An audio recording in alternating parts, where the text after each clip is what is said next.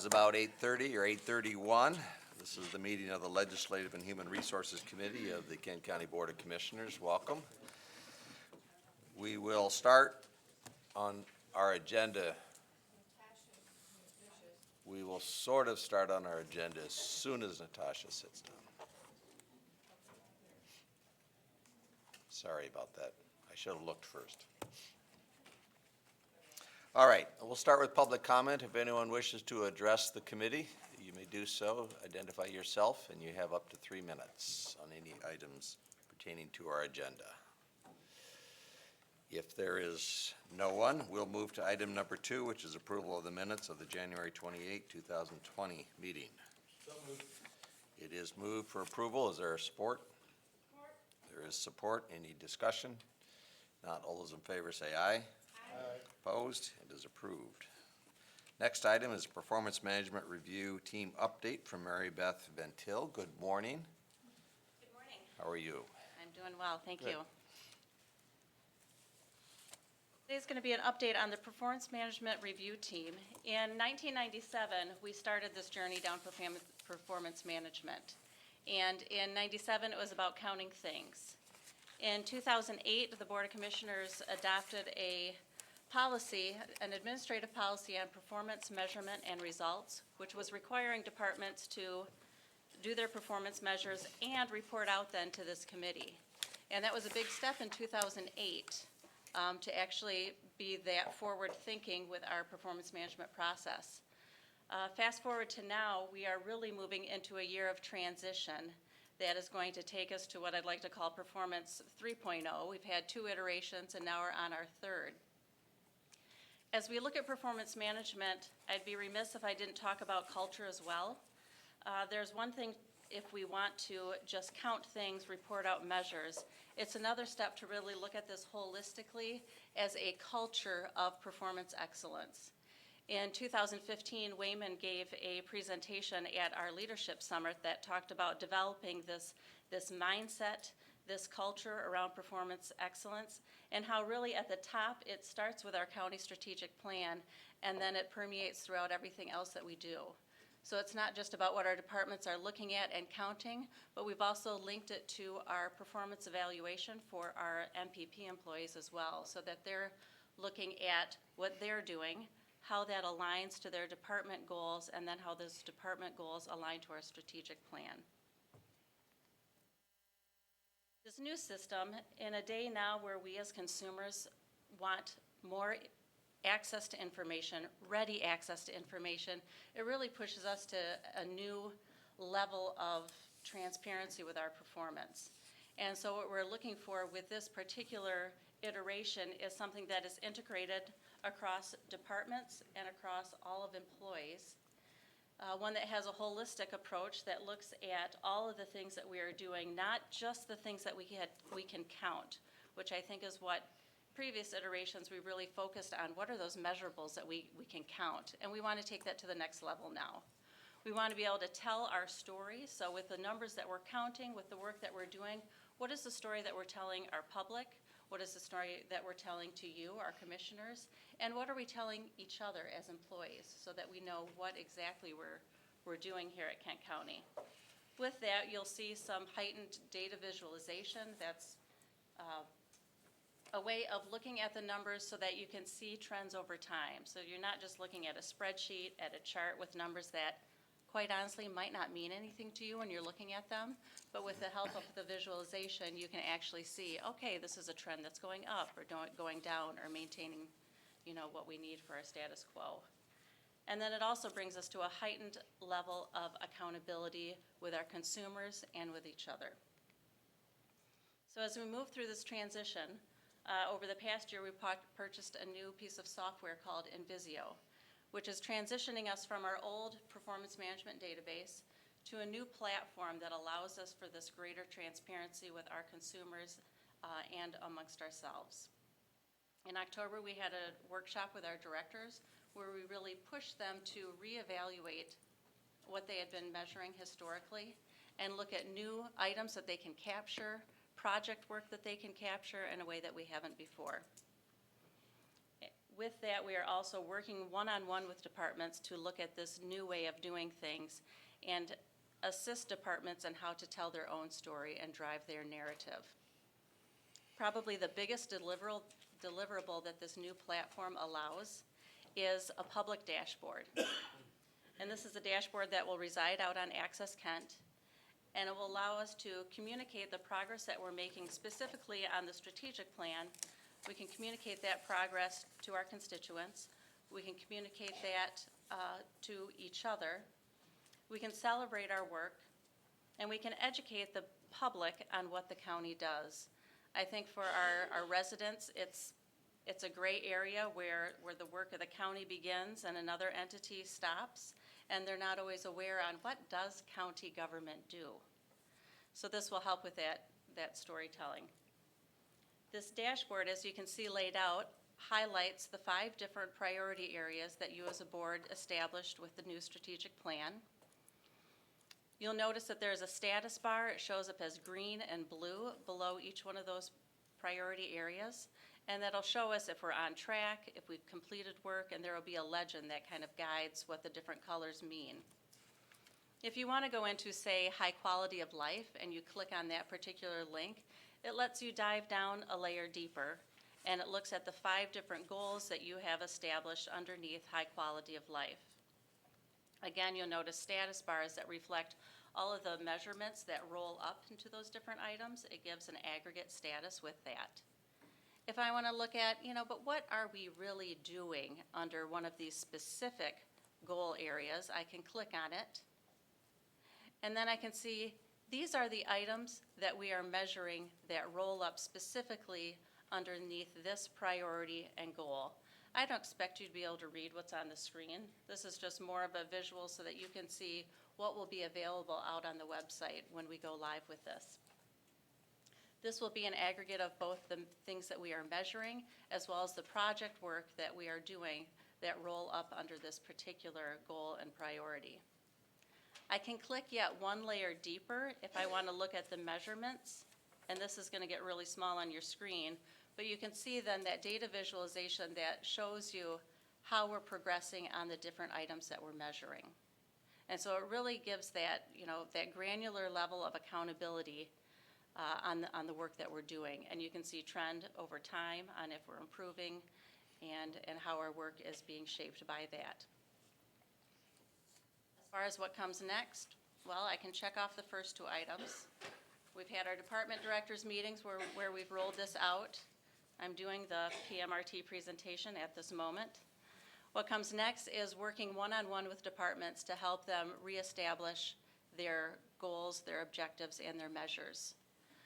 We look to launch the public dashboard at the State of the County address. And then this really becomes an ongoing process. This isn't a one and done. Now we've got it up on the website.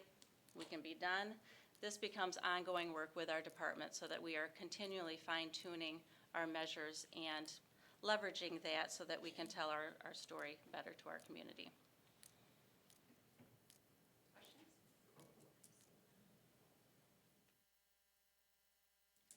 Questions? Well, very interesting. Good. Questions from anyone? Yes, Commissioner Fonstein. Thank you, Chair Stack. Not really a question. Can you put your mic on, Stan? Thank you. Very impressed with the layout and the way it looks. It looks like it's going to be easy to navigate and a little bit different than things that we've seen before, so thank you. Anyone else? Commissioner Talon.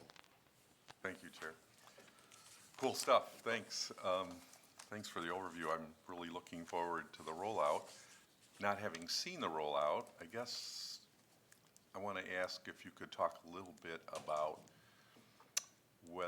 whether we'll see community outcomes. So, for example, under high quality of life, I assume there's some sort of community outcome and some indicators of what is the level of the quality of life out in the community. community in Kent County. Is that an area that you moved toward, or are we not That's there part yet? of that ongoing work, so I know the health department is simultaneously working on some indicators around how do we assess our overall, quality of life in our community, and so some of that will work hand in hand.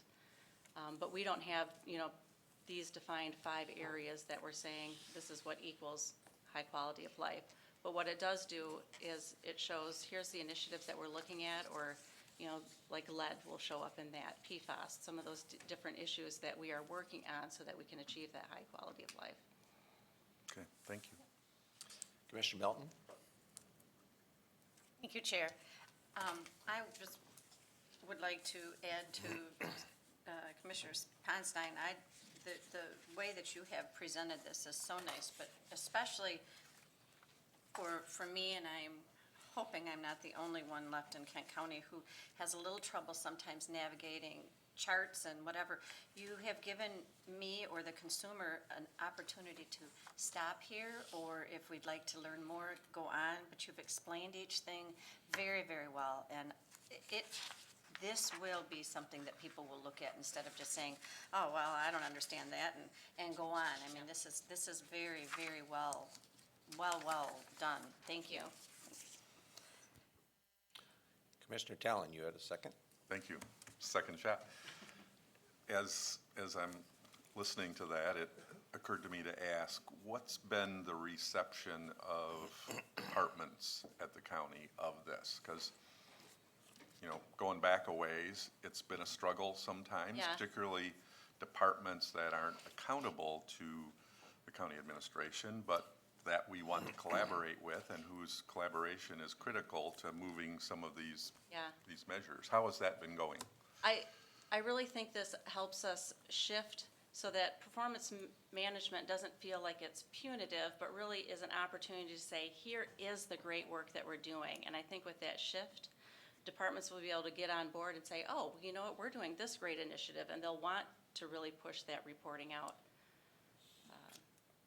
Yeah, can I add to that, Jim? They're not involved in it that much yet? That's still They happening? are, Okay. yeah. So in that department directors workshop that we had, we had the directors go through an exercise where they would look at their measures, and they did the alignment with, here's how it links to the strategic plan. Now that we have all of that data, we're going through and identifying, okay, what are the other initiatives that we might not have captured before that we can spotlight? So some of that project work that we're doing. I would just add to that, the receptivity has been outstanding. We had a session with the Sheriff's Department at their offices with Invisio to go through the process, and they've shared their strategic plan as of this past week, and it, of course, will be linked with the system. So they're very excited about the ability to post things, to share things, to do exactly what Mary Beth is talking about. The other departments also, I've not heard one complaint from anyone yet. Thank you. Commissioner Hennessy?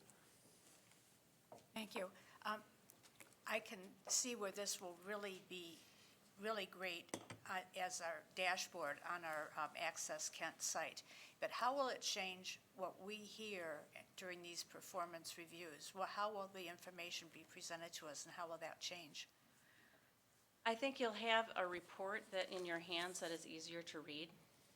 I know even before, when I was looking at the previous reports, while it was great to see, that we were averaging 98%, 97%, over time, I would look at some of those and go, I don't know if this is a good number or a bad number.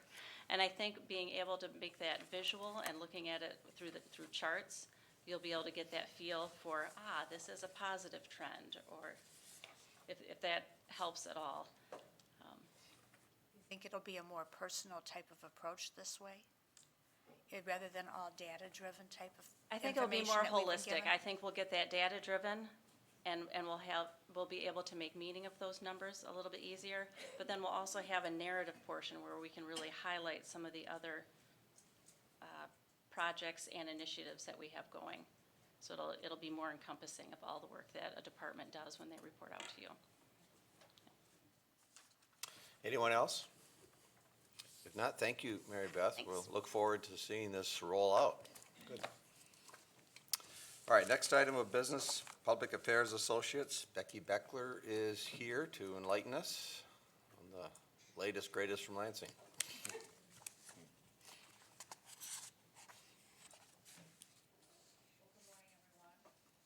Now Good that morning. Governor Whitmer's budget is in the hands of the legislature, they are fully engulfed in the process of subcommittee activity on each issue area. Both House and Senate subcommittees already have a robust schedule at hand for the next several weeks, understanding and unpacking the governor's budget. Not only that, they'll also have meetings of which key stakeholders and issue experts are able to provide insight as they continue to unpack the governor's budget.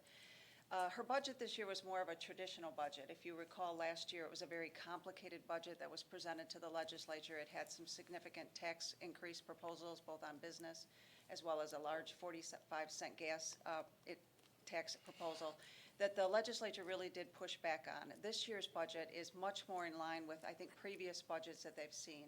There aren't a significant number of new programs. There are some new programs. There aren't a significant number of fee increases. I think there's only one.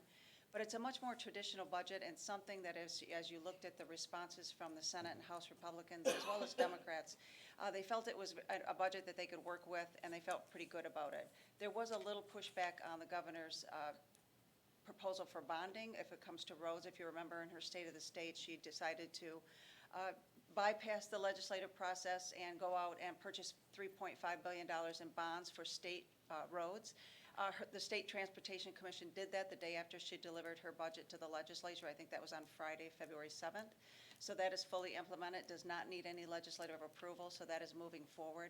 In response, though, the Senate Majority Leader has noted that because that money is only dedicated to state roads, he is looking at proposals that would allow for some additional funding for local roads. He doesn't have any detail. He's actually asked his caucus to have an internal work group on that, but is something that he is open to and sees as an enhancement to what the governor has proposed with regards to addressing our roads crisis. There are some key components of the governor's proposal that I'd like to just share with you. Clearly, as it comes to education, the governor has once again proposed increases. For the per pupil funding allowance, it's about a 2.8 increase, which makes the new base per student about $8,100 per student. For community colleges and higher education, it's a 2.5% increase, which is just a little bit below inflation, I think, if you look at that. Just a couple new proposals, as she outlined in her State of the State, a program for new moms going from 60-day coverage on Medicaid to an entire year, and then a new program to expand preschool for low-income students as well as some of her new programs. She has put in $15 million for Pure Michigan. That is a significant decrease from what other governors and well as she has proposed before. There is a change in direction when it comes to Pure Michigan. I think the legislature as well as the governor would like to look at different ways to get a revenue to them versus the restricted funds. So it's a significant drop. If you'll recall, though, this was one of the items that was vetoed in the last year's budget, and it has not yet been fully restored. So looking at that $15 million, that could be an area where the legislature is going to need to do a little bit more work. She has also recommended a My Reconnect program, which is something that she initiated in last year's State of the State message, which has allowed individuals that are 25 years or older to return back to the community college network for some additional skilled trades education, hoping that additional skilled trades will enhance, either get them a promotion or a new job with additional wages. So that's a $35 million proposal. It does require legislative approval, and it's something that both the House and the Senate, Republicans and Democrats, seem to be embracing, and they feel like that's a program that probably will happen. They're also going to seek that in the supplemental, if we do have a supplemental, and I'll talk about that in a minute. Specific to counties, though, we are looking at several programs that the governor has proposed. When it comes to statute of revenue sharing, she has proposed a 2.5% increase. That's about $232 million. She's also proposed $7 million to support recommendations for a joint county, state, jail, and pretrial incarceration task force. $40 million in grants to areas throughout the state that have experienced flooding and infrastructure issues when it comes to high water. Funding for county veterans is a decrease from $4 million last year to $2 million this year. And for secondary road patrol, she's recommending $11 million. That's down from $13 million in her previous budget. Reimbursement for county jails for housing state prisoners, that's at a flat rate, so there's no increase in that reimbursement. And as far as our local public health services, their essential services, also no increases recommended. However, I do want to note that the legislature, and specifically Senator Pete McGregor, has been instrumental in increases to local public health for the last 2 years. Some of the budget problems are like the perfect storm, as the budget director described when he was announcing the budget, in that of the $11 billion in general fund that's purely dedicated to either public safety, health and human services, or higher ed, this year about $2 billion has to go to other forms not within that. And if you look back at what previous legislatures have done as far as reacting to different proposals, it's now coming back and affecting this budget. In 2015, the legislature passed a roads project, which now requires, in this year's budget, $600 million dedicated to road funding. That's something that had previously had been solely dedicated to the fuel tax and fees, user fees, which I think were in our car rentals and things like that. That's now going to come back to us. There's another $500 million in business tax credit. Those are the mega tax credits that were given to businesses that either enhance their employees or retain jobs throughout the state of Michigan. There are a couple tax breaks that we're now responsible for, about $500 million to reimburse local governments when the state decided they wanted to reduce the personal property tax to businesses, and $200 million in the homestead property tax. That was also part of the 2015 road tax agreement. There's some baseline cost increases also that we're looking at. $240 million in Medicaid and other caseload. In last two previous budgets, those caseloads have actually decreased, and now we're seeing an uptake, which costs a little bit more money on the state budget. There's another $100 million that's tied to state employees' compensated related costs, because our retirees are living longer, so that's costing the state a little bit more money. And then there's some federal policy changes, specifically when it comes to Medicaid reimbursement, that's costing the state about $50 million that they did not anticipate. So that's something that we still need to watch. So that's kind of created this storm where we don't have, even though as I described in January, we have additional revenue, the cost implications of the items that I just listed are really putting some pressures on this budget. As I indicated, I think you'll probably see in the next coming weeks some proposal from Senator Mike Shirkey, who's the Senate Majority Leader, when it comes to local road funding.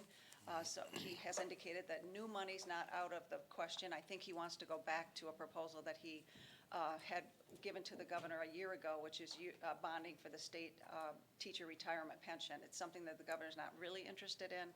I think he has a new angle that he wants to share with her. He's also mentioned that perhaps adding a penny to the sales tax is not out of the question. I doubt you would see any of that before the November election. The House is up for election, all 110 seats. So that could be a complicating factor of any type of new road funding. We have some good news in that legislation was introduced, House Bill 5488. We need to deal with the sunset extension as it refers to court costs. And that's something that will expire in October of 2020 if we don't extend that. That's the Cunningham decision on court costs. So we do have that legislation that we need to move through before they adjourn in July. This week is going to be key in the House of Representatives. Last December, I think I shared with you that the Regional Transportation Act, or the Municipal Partnership Act, as it's also referred, is something that Wayne, Oakland, Macomb, and Washtenaw is seeking to put on the ballot this November. The House Speaker realizes that probably this is the last week in which he can attempt to move that through the House of Representatives. It's our understanding is about 4 or 5 votes short. However, this is the week when he plans to try to move that off the House floor. There are probably going to be some significant amendments offered, whether it might be specific to actually Macomb County. They might need to remove Macomb County from this joint partnership and allow them to opt in a later time where they're having trouble getting votes out of Macomb County. If you recall, when this last was on the ballot, Macomb County rejected it pretty clearly. Oakland County rejected it slightly, but that's when Brooks Patterson was not supportive. Oakland County is now fully engaged. But you'll see the legislature try to move that this week. If they don't move it this week, they will move off it and not come back to it for the remainder of the year because they need time to get it on the ballot, which moves any conversation of a supplemental out another week as well. The Speaker of the House had earlier this year decided that he wanted to move a supplemental in February. He really wanted to push that with the main goal of restoring all of those budget cuts that the governor had vetoed as a result of the budget negotiation. So if you take off the ones that we restored back in December, those remaining items he would like to see restored. So that proposal is probably going to move to next week, where the House will try to move a supplemental. They're still working through an agreement with the governor's office as well as the Senate, but you'll probably see some activity on a supplemental next week, and I'll share that with you as soon as we get a copy. I'd be happy to answer any questions. Thank you, Becky. That was a lot. That was a lot. Great. Questions? Yes, Commissioner Ponstein. Thank you, Chair Steck. Had some good news on the way in this morning. I see where Michigan's back in the top 25, so that's Yes, good news. that is very good That's news. very good news. So on the road funding, I've got about three real brief things. What are the length of the bonds that they're looking at when it comes to selling these? Have they come to that decision yet? I believe they have, but let me get you that information in more detail about what you're referring to, specifically what the state transportation. Right, the Okay. bonding, yeah. Let me find out for you to get the Okay, right. yeah, and it's no hurry, because even though they've approved it, they haven't been sold yet, and that's at least 2-3 months down the road. Let me get that timeline for you. Okay, so I think at the last meeting, I talked about the recycling proposal and how the money's divided up on the bottle bill. I'd asked the question to someone else about, there's a lot of recycling centers that are taking these in with no reimbursement at all. And I was told the tough part about that is that being at a ballot proposal that got this law through, it takes 2/3 of the legislature. So is that true then for the other, how they're trying to mix it up too? Change the percentages of what's already in there? You know, that's a good question. Let me see if it does require a 2/3. My sense is that perhaps it does, but I want to make sure that I have the right information to you. Okay, because 2/3, I think, in this climate is, impossible, so. It certainly does propose some significant challenges. So on the 4-year terms for county commissioners, I think Mac has said strongly that we don't care if it's in the governor year or the presidential years.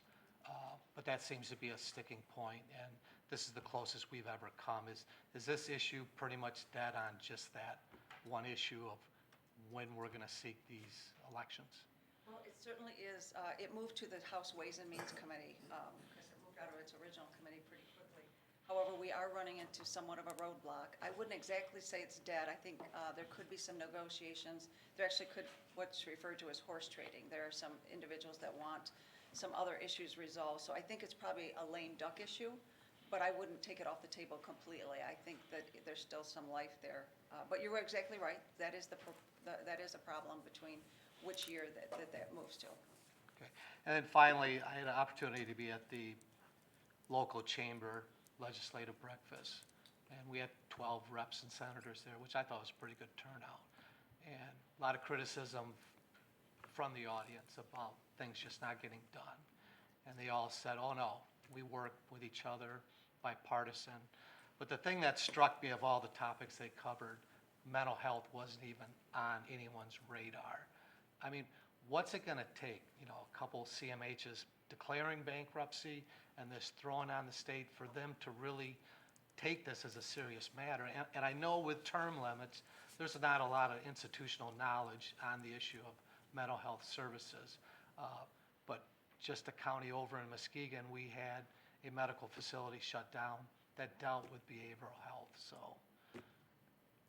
So I think, to sort of answer your question, I think you're seeing the crisis is building, and you're seeing it within the Department of Health and Human Services. I think Director Gordon sees it as a crisis. I know he has put forth his proposal as far as how he wants to handle mental health. It's getting significant pushback, specifically from the Senate Majority Leader, who also cares about mental health, but the challenge is how to best implement it. But if you look at what's going on with our CMHs around the state, they're in a crisis because they are underfunded.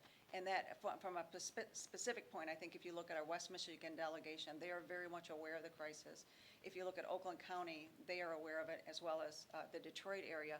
But getting it as a legislative priority where everybody's thinking about it is the challenge, because there are so many other issues and how you handle it, and they're very specific. So that is the challenge, but it's quickly becoming a crisis because so many areas of our state are having some funding crises, and programs are being forced to close down or soon to close down. that it's coming, you can feel it hitting a boiling point. So we're not that far away when they're going to have to deal with it, unfortunately, at a time when we're at crisis versus when we can. I saw my blue light went off, so I figured Stan cut me off. I didn't know I had a blue light. Commissioner Talon. Thank you, Chair. First, a question, I guess. Becky, I heard yesterday also information about the veterans grants being cut, and the explanation that I heard, and I guess I wanted to get your take on it as well, is that a fair amount of the dollars that have been allocated, these are the $50,000 grants that go to each county for, you know, emergency food and those kinds of things, that a lot of counties aren't using them, so the dollars haven't been used, and so the legislature said, you know, why are we funding it at this level? Is that your understanding as well of that? Yes, and there are a couple other programs that are in similar situations where if the budget office sees that the money appropriated from the previous year hasn't been fully engaged, then they push that back. I think you will see there's a veteran, his name is Representative Jason Wentworth, who watches this line closely. I think he feels this is one of his personal missions. I think he'll have something to say about this line and wanting it fully funded. But yes, there are a couple of lines in the budget where we struggle with that we need to figure out how to fully use what's appropriated so this doesn't happen. I think we are one of the counties that fully uses that 50,000, as I recall historically. The other one is maybe more directed towards staff or the sheriff, and that's the secondary road patrol. I don't know how much that affects us. If it's 2 million statewide, do we have any sense for how that affects us here? And is that something we ought to be talking to our delegation about? Is it a concern about the impact on road patrol here? Looks like we'll get a little feedback on that. Morning, everybody. So morning. specifically here in Kent County, we have about 2.75 FTEs that are funded by the state, or by that program. That's down from a high watermark of about 13 years and years and years ago, and it's a historically dwindling fund that's split between Secondary Road Patrol and also MCOLS, which is the oversight body for commissions for law enforcement. And they're taking a larger and larger portion of that for their administrative overhead. So yes, it is something that affects us. That group does traffic accident investigation, so if there's a chargeable traffic accident, they're gonna be the one that does it countywide, and they also do targeted patrol for traffic violations in high danger intersections, things like that. So it's a program that we do need to take another look at statewide. It's even more critical in some of the other locations in the state because they don't have the other resources. But I don't really expect a tremendous change in that this year, just like we haven't had it for the last several years. We did get a supplement last year, though, that did help To fund that. with about a 50% FTE for us. Sorry, didn't mean to interrupt you. Thank you, Chair. Well, I guess the lesson perhaps is, or the question is whether we're gonna have to fund that out of general fund. If those accident investigations are something that needs to happen, if it's not getting funded this way, it's gonna have to get funded some other way, and it's gonna affect our budget, so something to be aware of, I guess. Thank you. Commissioner Melton. Thank you, Chair. I'm piggybacking, Becky, on what Commissioner Ponstein had to say about the lack of covering the topic of mental health. You're right, to wait, not to wait, but to be short-sighted enough that we don't get riled up until it is a crisis, which quite frankly, it really already is if you are at all part of the medical community or the law enforcement community, the legal community, and all those that have the fallout from this. With what you see in Lansing, is there anything in particular or in general that we as commissioners, county commissioners, could do or say besides writing? I mean, and I'm very good at that, but I think they see my name now and just sort of do like this. But to have them truly appreciate that this is a huge concern, and all we need to do, and I keep saying this, but is to look to the West Coast, and they're now putting billions of dollars in California into their budget because they were so short-sighted. Well, I think certainly engaging our legislators, and I know that's one thing that the staff at Kent County has fully engaged our West Michigan delegation to understand the implications of funding for mental health services and having other counties do the same as well. I know Oakland County is very engaged in this issue as well as Detroit Wayne Mental Health Authority. I mean, everyone is talking. It's getting to the legislature to actually engage. If the governor's office does want to move forward with that mental health proposal that's coming out of the Department of Health and Human Services, it will need legislative approval, and that's probably another venue in which we'll have an opportunity to have some conversations and offer some advice and consent and some of our ideas as well during that process. But I think if they move forward, that's a great opportunity for us to have a voice in that conversation. Okay, thanks, Becky. Anyone else? If not, just to follow up on that, and so you now have 3 members of the Network 180 board sitting on this committee, so you'll get mental health put back at you frequently. But so the proposals from the department are not proposals that'll solve the problem next month or even next year. Those are longer-term proposals, and the funding crisis is very imminent. There had been discussions about, even in the supplemental, a significant contribution. Is that still in the mix, as far as you know? Yes, I believe that is. I think the timing right now is the problem and the challenge in that I think I go back to the Speaker of the House because that's a priority for him. I don't hear that as a priority for the Senate Majority Leader. I know the governor's office is a little skeptical because of the other pressures on the budget. But yes, it's been my understanding that that is a topic of conversation of having some additional supplemental money included. Okay, good, thank you. All right, let's move on to the next item on the agenda, which is, excuse me, Administrator's Office Report on the Purchase Development Rights Selection Criteria for 2020. Yes, this is a request to the Board of Commissioners to approve the 2020 Kent County Purchase of Development Rights Selection Criteria.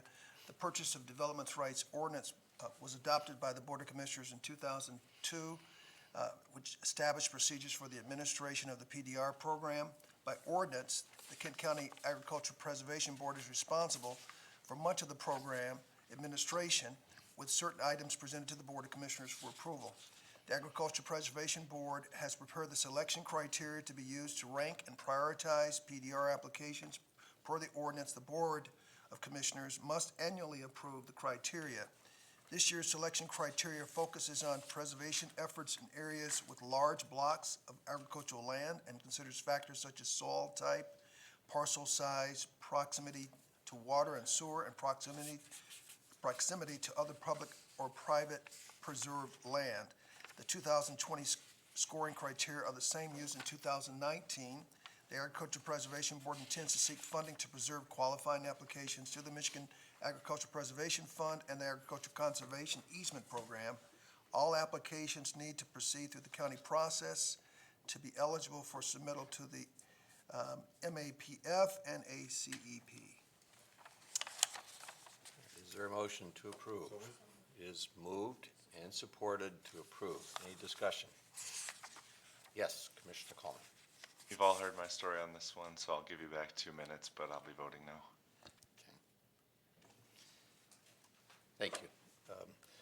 I just do have a question. I wasn't quite sure yet, what is the distinction or what is the difference between the criteria from last year to this year? It says that the scoring criteria are going to be the same. They're the absolute same as last year. We had a broad-based discussion about some changes, but we decided to do more research on the potential impact of those before moving forward. And it would be about where we would prioritize land close to water, sewer, and development, so. Because this is getting a fair amount of additional review and consideration by administration and elsewhere, but this year it's going to stay the same, It is, and we brought. assuming we approve this. Assuming you approve it, yeah. And the Commissioner Coleman is on the committee, and I would say that, from my experience, it was a pretty robust discussion. Okay. Commissioner Talon. Just excuse me, a compliment. This has been vetted for a lot of years, and I'm always impressed at how clear we are about the criteria and how they really reflect priorities for getting the best bang for the very few dollars that we have for this work. So kudos to the Ag Board. Commissioner Saalfeld. Thank you, Chair. I'll vote in favor of this, but I am disappointed that several years ago, we did the agribusiness work group, and we came up with multiple ways to address the preservation of farmland. I see nothing about that except this one program, which has frankly caused a lot of controversy and is somewhat stuck in the mud in terms of its effectiveness. And it just, I think it would behoove this county to go back and review that agribusiness task force, which was done with representatives across the county, including the city, to see other ways that we can address this issue. This is not the only way to address farmland preservation. And in fact, it's a very inefficient way to address farmland preservation. And so I would just hope that this county does look at those other opportunities that were identified in that report. Yeah, we take that to heart, Commissioner Southfeld. Last year, we took the time to take the board through a work session in this room, and Matthew Van Zetten and now Matthew Channing are involved. Matthew's here now in the office. We pulled that resource in-house along with the other members of our analytics team to do exactly what you're talking about. We've been meeting with the Preservation Board, with local townships, in attempting to get to where you're at and seize the opportunity for other pathways to remedy this instead of it coming to the board, like you say, and being controversial. So we are at work at that. You will hear more about that this week, Thursday, at the retreat. But I can tell you that we're very serious about attempting to do that because we've heard it not only from you, but from others on the board. So Thank you. I would suggest approval of the selection criteria would no way minimize that effort, Commissioner. Yeah. Yes, Commissioner Hennessy. I think the point is well taken about tying the agriculture to the business development that we have. But when you look, it's really interesting, when you look at the subregions, the areas that are highlighted, the Fruit Ridge is listed at the top. And I do think that that is a farm area that is unduplicated anywhere else and certainly does lead to strong economic gains for this county. Anyone else? If not, all those in favor of the motion indicate by saying aye. Aye. Opposed? One no. Thank you, it is approved. Next item of business is the Board of Commissioners appointment process to the Gerald R. Ford International Airport Authority Board and the Community Mental Health Authority Board, Network 180. yes, this is a request to the board to appoint Peter Buchema to the Gerald R. Ford International Airport Authority Board for an unexpired term ending December 31, 2020, and Commissioner Jim Talon to the Community Mental Health Authority Board for a 3-year term beginning April 1, 2020. A midterm vacancy occurred on the Gerald R. Ford International Airport Authority Board. Solicitation took place thereafter to fill the vacant position. An interview team consisting of Commissioner Stan Steck, Chair, Phil Skaggs, and Matt Coleman reviewed applications and interviewed candidates for the vacancy. The interview team is recommending the appointment of the candidate noted above. In addition, Commissioner Talon is recommended as for reappointment to the Community Mental Health Authority Board for a 3-year term beginning April 1, 2020 through March 31, 2023. Let me clarify before I take a motion, and that is that I did not participate in that interview team because of my knowledge of the individuals, and Commissioner Vonk did step in and serve on that committee as its chair. So is there a motion to approve the proposal? So moved. Moved and supported. Any comments? I think we've got a good candidate here for the airport and carry the torch to the next generation and got a good background in the private sector, and I think he's going to do a good job. Thank you, Commissioner Vonk. Yes, Commissioner Ponstein. Thank you, Chair Steck. I don't have a problem with either of the candidates here, but when it comes to the airport board, is there a balance that we're trying to get when we appoint individuals? I know when this position was open, it was more of a business interest outside the county. And it seems like we've got a lot of hospitality interest on that board now, where the corporate side that flies in people and use the airport for other things is seemed to be not a voice that's strong on this board anymore. Well, my understanding is that there is an intent to try to be balanced in the appointment of these positions. This particular position is an out-county position, which was not particularly easy for us to fill and to require a fair amount of effort to reach out into our surrounding communities to find qualified candidates. I would say that I thought that we ended up with 3 very highly qualified candidates that were interviewed by this team, and frankly, any one of those 3 could have made a strong contribution. So having talked to them, I know it was a difficult decision to winnow this down to 1. But beyond that, that's a relatively few positions from which we have to cover a fairly broad perspective. I don't disagree with this committee's analysis and balancing of that and in considering all those. And I don't think they were disregarding the kinds of considerations you've raised in making its decision. But then I wasn't on it, so I'll have to defer to. And I'm not Commissioner. questioning it, I just want to question the Yeah. competence of the board. Yes, Commissioner Skaggs.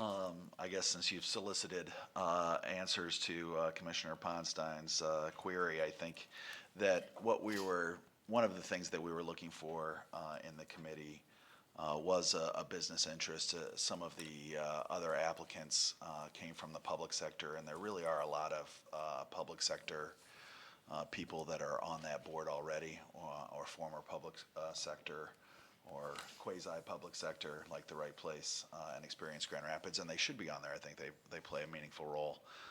But having someone who was from the private sector who had experience in this field, I think was a useful and important addition. Commissioner Coleman. Just one quick addition.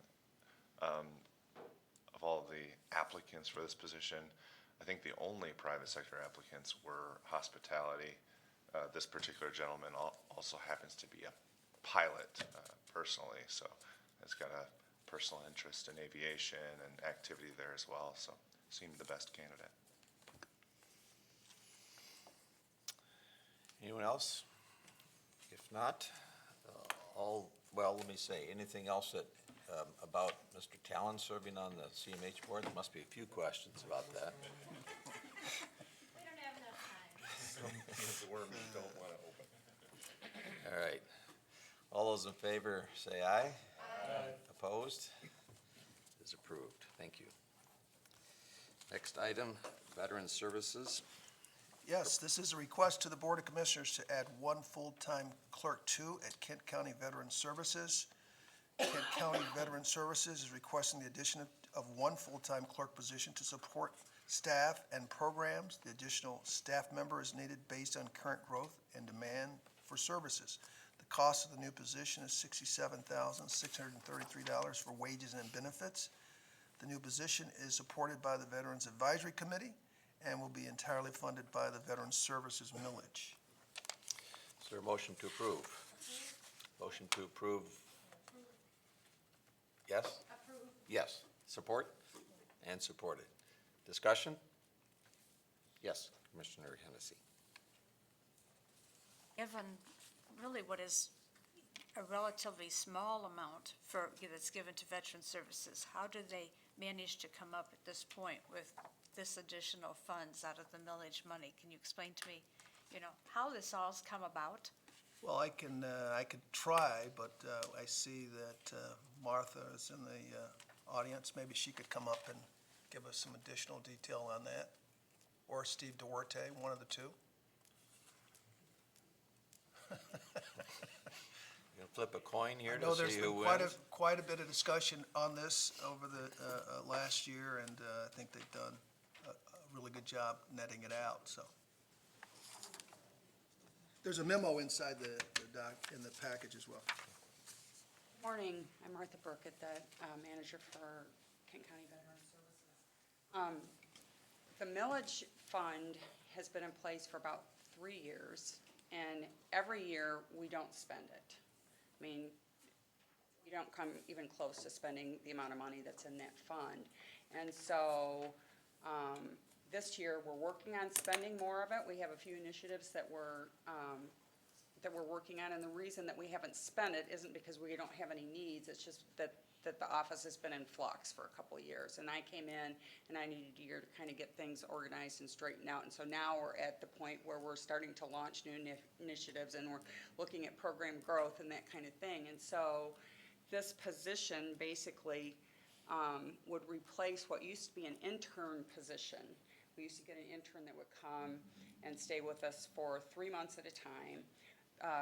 This would be funded by the VA, but there aren't a lot of interns that are available. So the last one that we had, we actually kept for 6 months. That expired in September. We tried to replace that person through different volunteer agencies and so on and so forth, and we were unsuccessful. But my experience just in the last year with this intern is that actually ends up being really labor intensive, because then we have to train that person, and then we have to get them up to speed on all the things that we do and on HIPAA and Privacy Act and all that kind of stuff, and then they leave.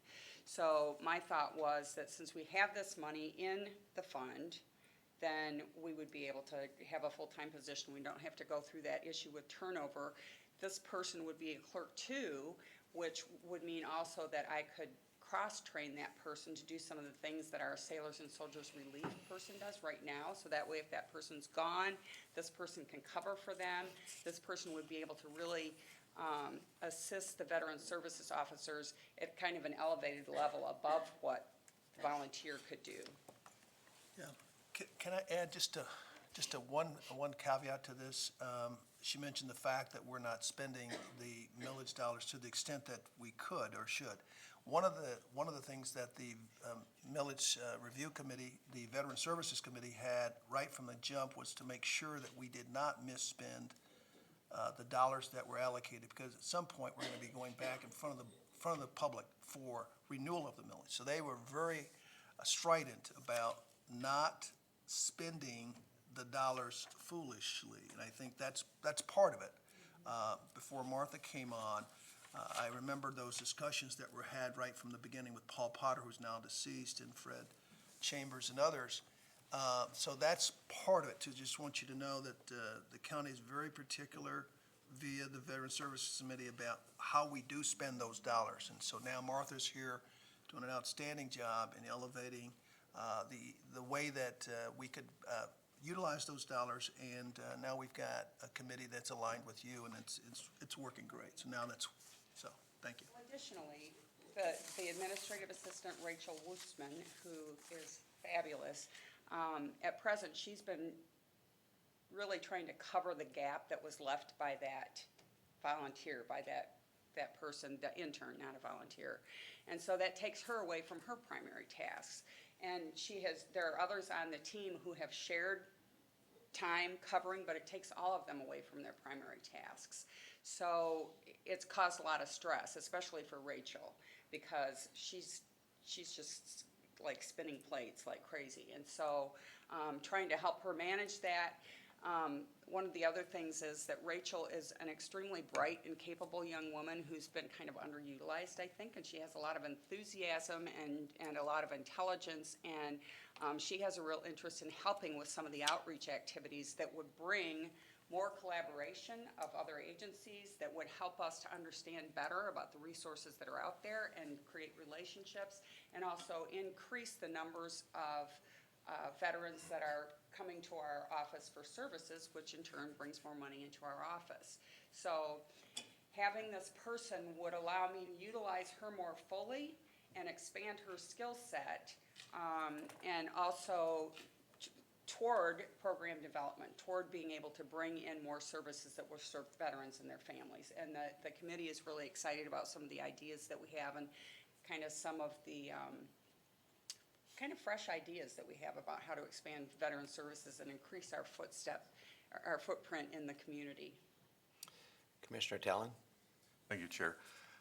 I have a vague memory that perhaps the Veterans Millage, the Veterans Services Committee has had a reluctance to fund staff in the past. Is that the case? And is this the first time that we've used Veterans Millage dollars to fund a staff position? Yeah, that was right You're right, Jim. We did that we were keeping track of the number of hours staff were spending and the number of calls that were being made right from the beginning. I remember that. So yes, there's always been a very strong concern from the Veteran Service Committee that we don't plug these dollars for staff, but we push them to services. But what I think Martha's bringing out, which the Concur Committee's speaking of, is that in order to move the services out, you've got to have qualified staff to do it. And I think they've got an alignment with that idea now. I just wanted to note that this is kind of a change in how we use these dollars. We haven't done this before. It's not like a whole bunch of people in the Veterans Department are paid for out of millage dollars. This is the first time we're doing that. So I'm not opposed to it, but just wanted to note that. Anyone else? Yes, Commissioner Skaggs. Thank you, Chair. I guess if there is money in this budget, does any of that money go to the Veterans Treatment Court? Yes, it does. And how is the budget for that court currently? I don't know the number. What's the number of dollars? We're giving them $130,000 this About year. 130,000, yeah. Okay, and that's out of a total budget, do you know? I'm sorry. What's the total budget for that court? I know they provided us with that information, and I can't tell you off the top of my head, but I'd be happy to get it for you. Okay, if we could get It's that. a large sum of that budget is spent, is coming out of this budget, I can tell you that. I believe a large percentage is coming out of Veteran Services to fund it. Okay. So you're gonna get that Yes. back to Yeah, So- that'd be great. all Okay. of them, yeah. So I have a follow-up question, indicating that we underspend our dedicated millage for the veterans. How much do we underspend, and is that accumulating, because it's dedicated, so it must accumulate from year to year? The question is, how much is left in fund balance each year? Is that what it is? It's For the fund, I'm going to give it a range, it's probably about 500,000 to 700,000 right now. And that's accumulating from year to year? It's growing then every year if we're underspending? Is that correct? The question,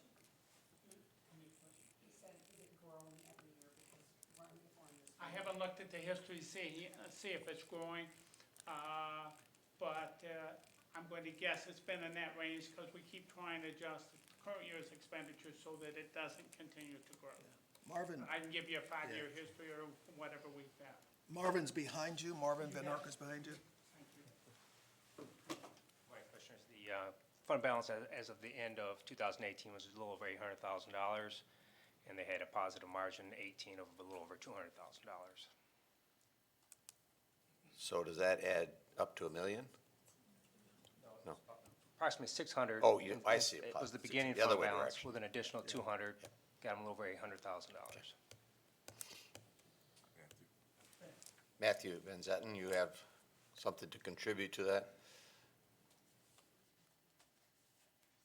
To Commissioner Skaggs' question about Veterans Treatment Court, it's roughly about a $200,000 budget.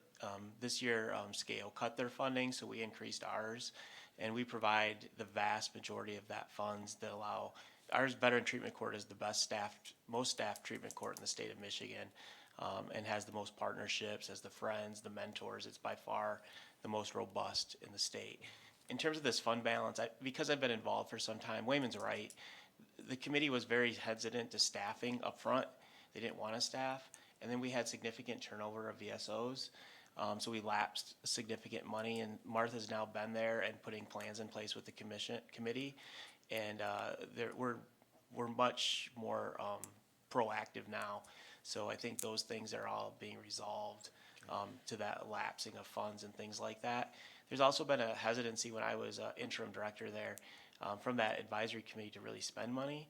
They really were cautious about not wanting to spend. So it's taken some time to work with them, and I think Martha's done that heavy lifting so that they now are all aligned on how the program should be operating. So we're moving forward effectively. So you use the term lapsing, that suggests to me that the money is lost and goes No, somewhere else. it stays in the. Accumulates. Accumulates, like Thank we've you. talked about. Yeah, Commissioner Skaggs. Thanks, Matthew, if you want to just stay put there, if you could.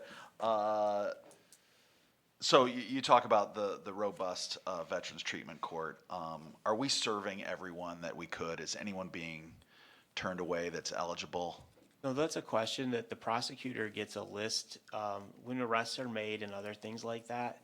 The jail works with the prosecutor to have a look at who's a veteran and who's come in and who would be a good candidate for the Veterans Treatment Court. And they have a partnership across the county with co-occurring jurisdiction. So anybody can work with Judge Cortez and the Veterans Treatment Court and Prosecutor Becker. So I believe we're at full capacity in the caseload that they're looking at, but we can confirm that. But to my knowledge, there's a judicial discretion involved and a prosecutorial discretion involved as well that takes into account.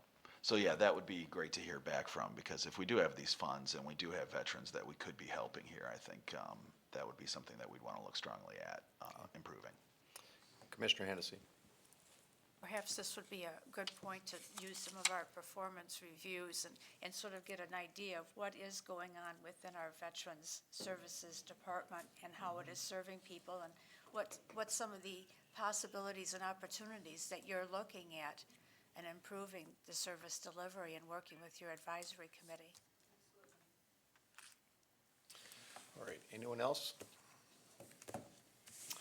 If not, remember the motion. All those in favor, say aye.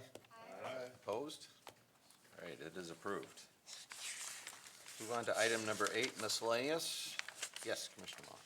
I'll circle around just to what Carol said and what many of the board members have said this morning. We talked about PDR, we talked about veterans issues, separate from what the appointment was. Airport issues, we got a big recycling issue that'll be coming up probably next year, be a big issue. I don't think we're doing the oversight on this committee like we used to do. I'm not one to make more meetings, I said this before, but it's sort of, I don't need my hands on the steering wheel, but it's nice to look at the speedometer.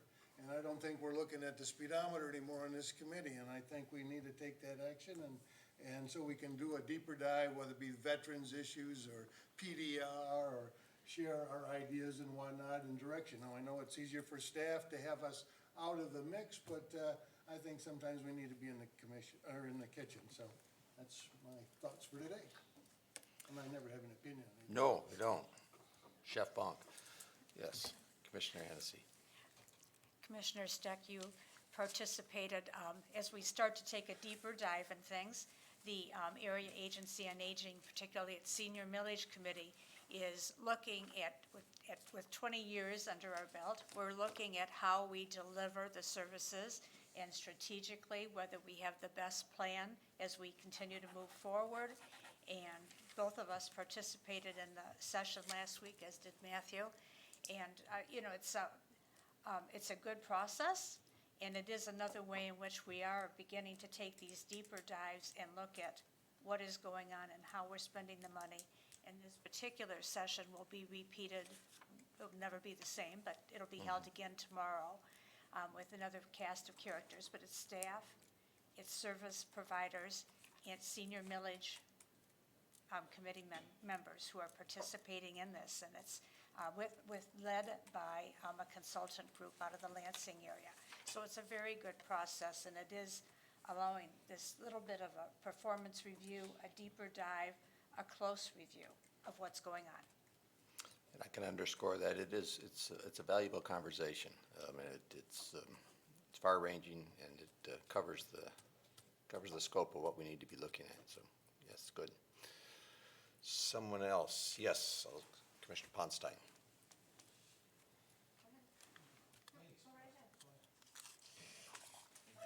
Did I get overruled here? Commissioner Ponstein has yielded his 3 minutes to Commissioner Melton. You're giving up your 3 minutes now? Just two very quick things. One is with sadness, but I just felt the need to share. I think oftentimes our unsung heroes in our public schools in particular are our security departments.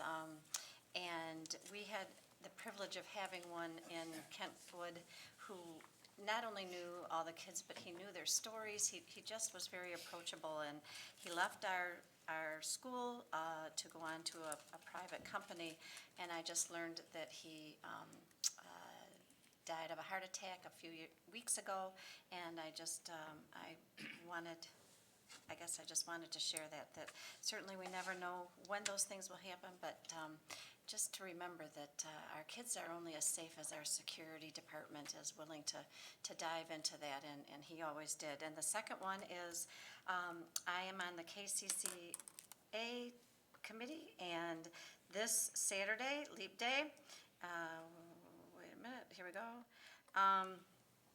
is their Walk for Warmth.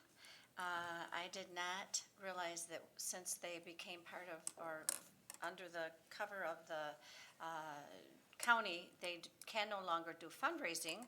So what they can do though is take donations. And this year, for the first time, the Consumers Energy is not going to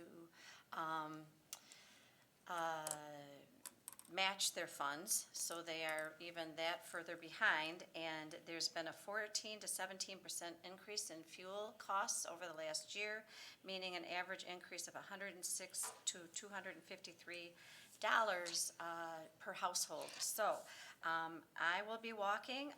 It was actually suggested by the two city commissioners who were there that perhaps all 19 of us commissioners would walk Saturday morning. I said I would do my best. I'll mention it again on Thursday, but I am going to be walking. I would encourage anyone who feels that when they turn their thermostat up, that it's would be really nice to have someone who's not capable of paying for themselves to have that opportunity to turn their thermostat up too.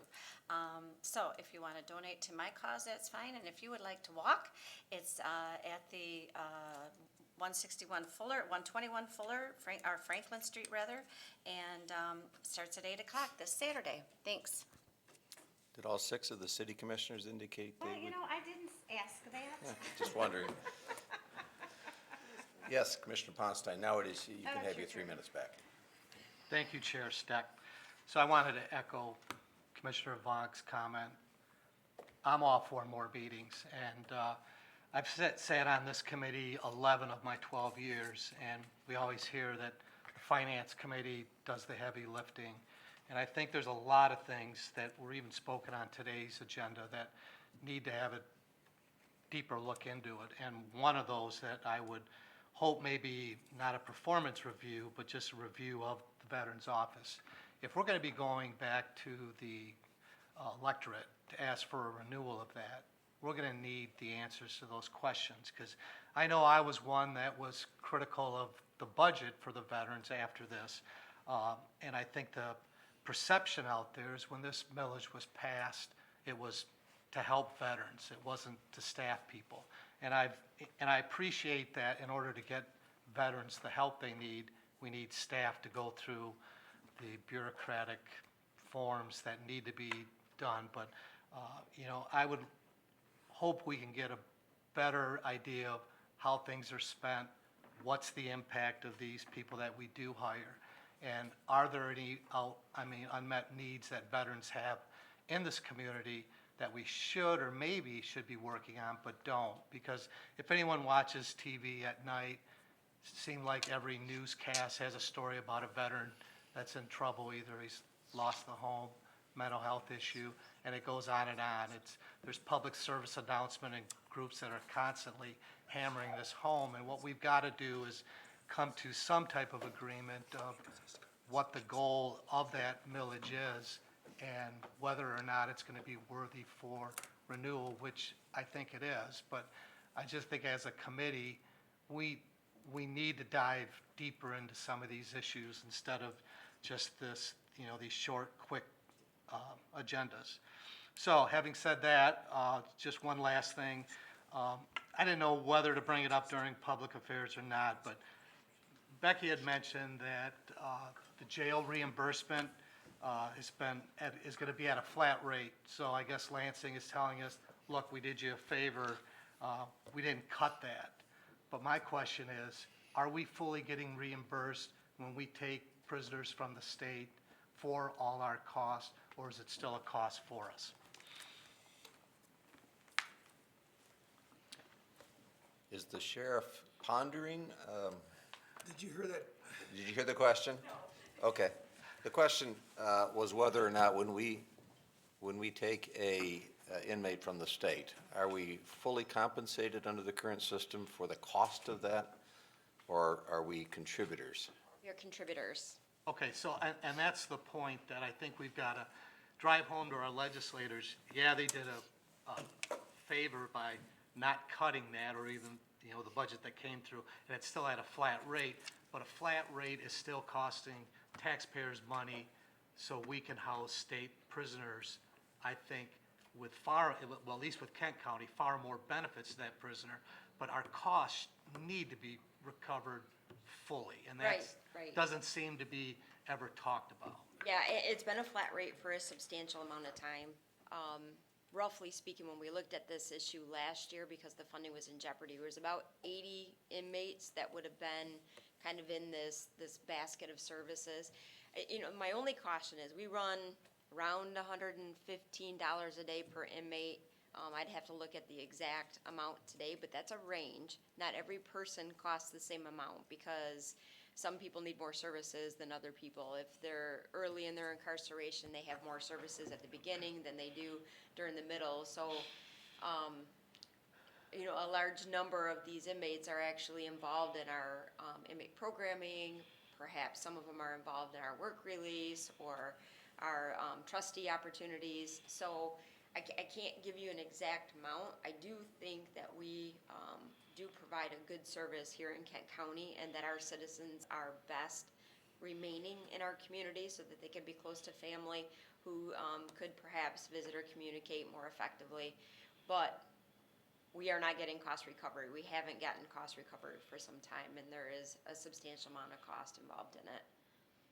And I just want to add to that, because I talked to one of your staff members about this issue, and I think the information would be good for everyone on this committee, is that what we do at Kent County is different than other jails, and the services we provide prior to getting them, having them, and then releasing them, we just don't take them in, and then when their time's up, we throw them out. We try to send them out back into the community better than what we received them, and there's a cost to that. But a lot of jails in the state do not do that. So my hat's off to the staff for doing that. But once again, we've got to be advocating that if there's a positive result to what we do, which there is, then our costs, doggone it, need to be reimbursed fully. And this gravy train that the state's on has got to come to an end. So hats off to you and your staff. I really appreciate it. And anytime I've had a question or concern, you've gotten back with me. But that was one thing that has stuck with me, is what our jail does different than other county jails. And it continues to be our focus moving forward as well. Yep. Thank you. Here. All right, anyone else? If not, just to remind folks that there are a couple more appointments that we are still working on through the interview process, and hopefully we'll have those completed and to us at the next time. Also, we'll take some of the urging from my colleagues to have a conversation about whether we, again, restructure the scheduling of these meetings. We have made some changes over the last year, so we can take a look at that and see if we can elevate some of these issues that you've raised. So, with that, we stand adjourned.